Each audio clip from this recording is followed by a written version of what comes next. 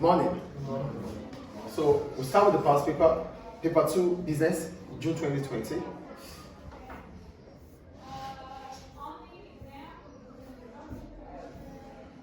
Yeah, we have the formula, but we need to know them offhand. That's the point. So we start with the first question.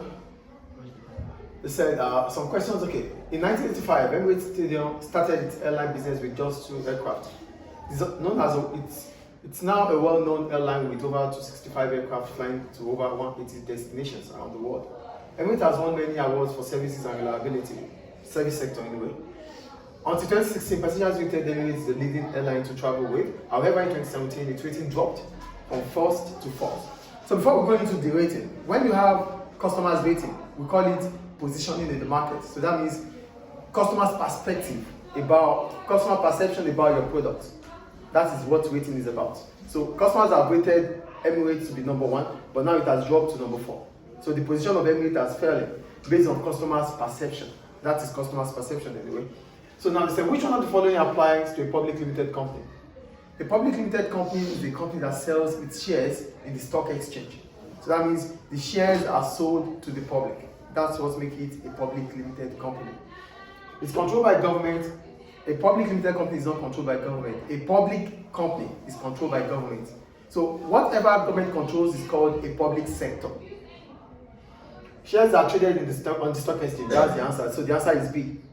Then the third one, a maximum of 50 shareholders. There's no maximum.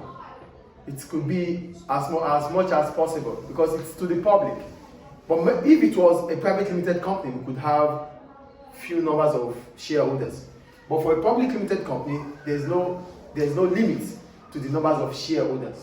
So that's why it is not C. And the last one, restriction in the transfer of shares. Now, we only have restriction in the transfer of shares if it is a private limited company. Because in a private limited company, you can only sell shares to friends and family. Is it clear? So the answer here is B. So, how do we write it now? I don't know. The second one. Which one of the following department will send an invoice to a supplier? A supplier. Human Resources Department is in charge of recruitment and selection. So it's not gonna. The marketing department sells and market products, advertise products. It's not going to be the marketing department. The finance department is in charge of inflow and outflow of cash. The production department produces products. So the answer is what? What? C. D. Production. D. It's not human resources. Doesn't make sense. It's C because it's a supplier. It's called Invoice to suppliers. Which? Production department does not sell. It is finance department. C, yeah. C, yes. The third one. So here we have business. This is a pie chart representing the market share. I want to talk about a market share. A market share is the percentage of a business sales in the total market itself. So it is the brand sale divided by the total market sale multiplied by 100. So we're going to have, they said, what is the market share for business 2?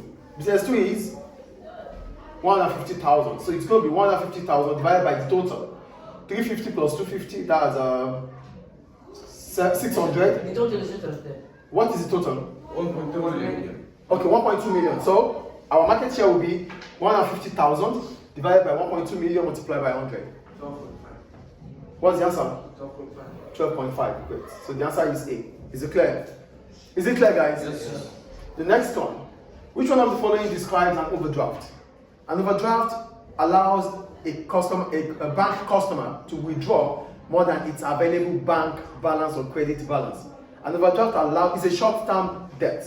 It allows you to withdraw more than your available balance. So here we have a method of borrowing regular amounts. No. More funds taken out than in the account. Yes, you are taking more than your available credit balance. So the answer is B. The third one, money lent to many people to a business. Money lent by many people to a business. No, that's just a loan.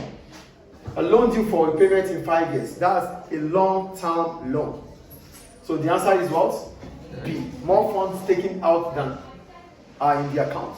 So that means you are able to withdraw more than your available credit. Are you here, please? You're supposed to focus on me, not there.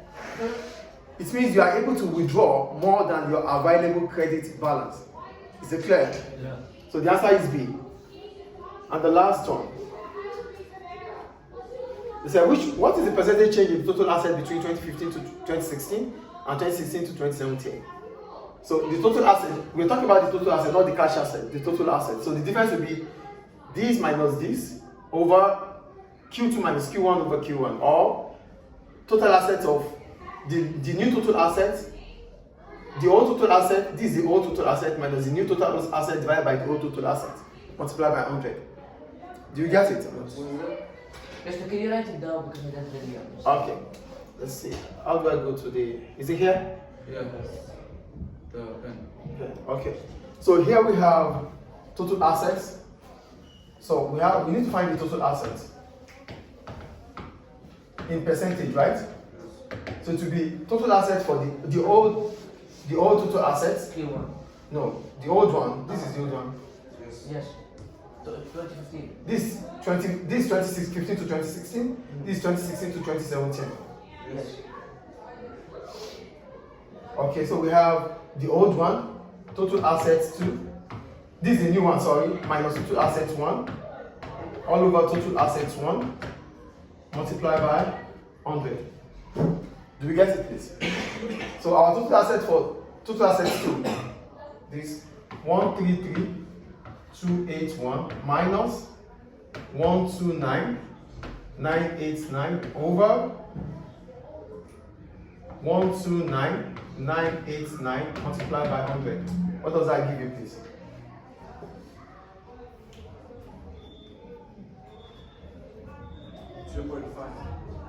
Three.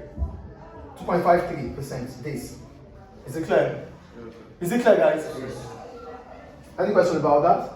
I think that's the last one, right? No, the one before the last one. The one, okay. So the last one, okay. They said, which one of the following would be a part of recruiting a new employee?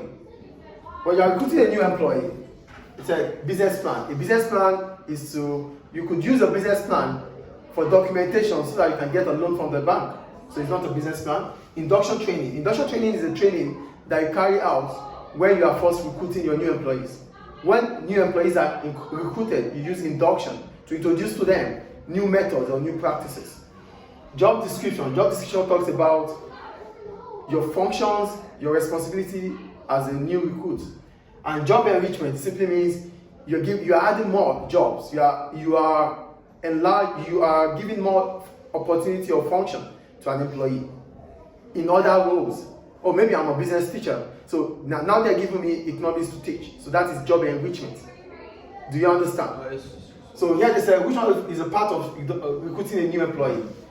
Induction training. Business plan is not part of it. Job description is not part of it. Job enrichment is not part of it. So we have 3 ways to recruit, to train workers. We have induction, we have off-the-job training, and on-the-job training. Off-the-job training is carried out outside the organization. On-the-job training is carried out within the organization, and induction is the first training you get when you are first employed within the organization. Are they clear? Yes. Any question? So we stop here for now.